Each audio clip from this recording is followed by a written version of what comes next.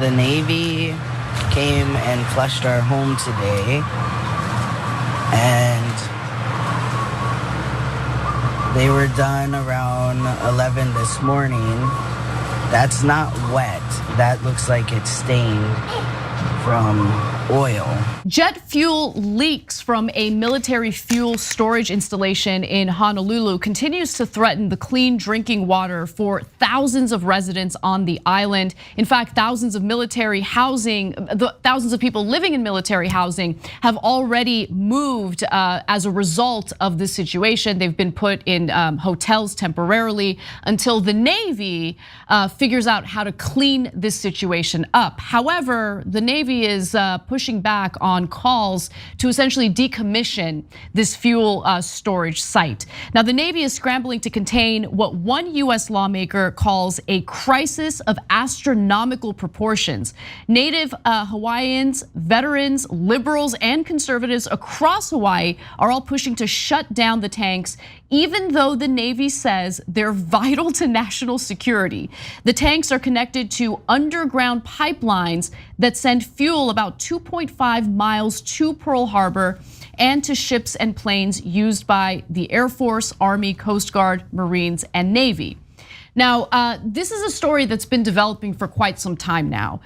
It all started when residents in the area started getting incredibly sick. They figured that there was something going on with their drinking water. One resident shared her story of noticing her skin was peeling. She was feeling nauseous. She started getting better once she stopped using the tap water or the drinking water. And so when the story came out, the Navy had agreed to essentially decommissioning this fuel storage site, but they have reneged on that promise. The Navy last month said it would comply with an order by the Hawaii governor, a Democrat, to drain the tanks and not use them until it's safe to do so. But it reversed course this week and appealed to get more time to work on solutions. And just to give you a sense of how much consensus there is in regard to what needs to be done here, 48 of the 51 members of the state House of Representatives signed a letter to Defense Secretary Lloyd Austin calling for the tanks to be decommissioned. State senators are considering legislation to outlaw them. And so what is the Navy doing about this? They claim like, we're cleaning things up, don't worry, we're figuring out other solutions here. The Navy has been trying to clear petroleum from the contaminated well and pump it out of the aquifer. Officials are also flushing clean water through the Navy's water system, which serves 93,000 people in military homes and offices in and around Pearl Harbor. Teams have separately visited homes and workplaces to flush individual water pipe systems. But guess what?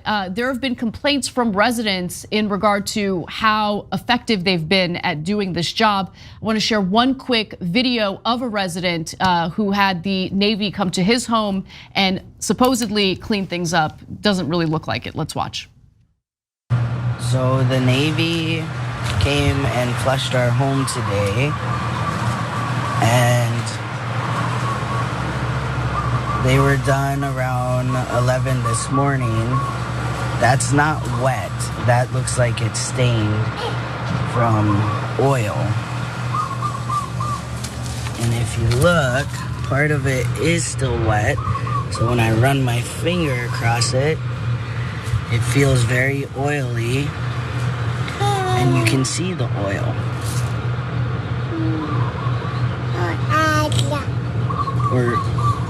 Or fuel.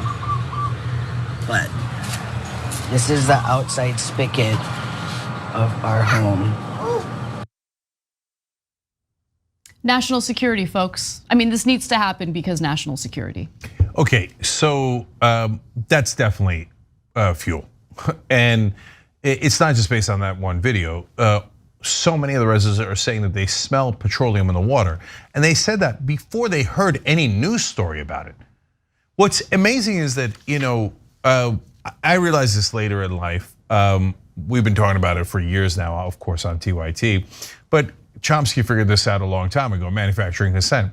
Because in my whole life before I woke up to it, I always wondered, like, the articles would be written from a perspective of the locals say this, But is it really true? I mean, there'd be so much skepticism built into all the articles. And then they would say, but the Navy says this. And now that is a lot more likely to be true. Why would they all be lying about how the water smells like petroleum? Right. Like maybe after the story runs, people could say, oh, I wonder if it's me too, et cetera, I get it. But in the beginning, why would everybody in the community randomly make up the same lie, right? But our media has been trained to believe the powerful and never believe the powerless. So this shouldn't even be a contested question.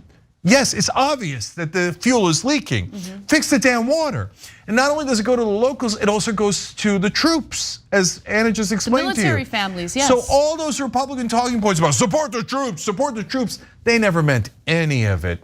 And in this case, it happened under Republicans, it's now happening under a Democrat, right? None of them ever mean support the troops. They mean start more wars so my defense contractor lobbyist friends can make more money. That's what they mean by support the troops.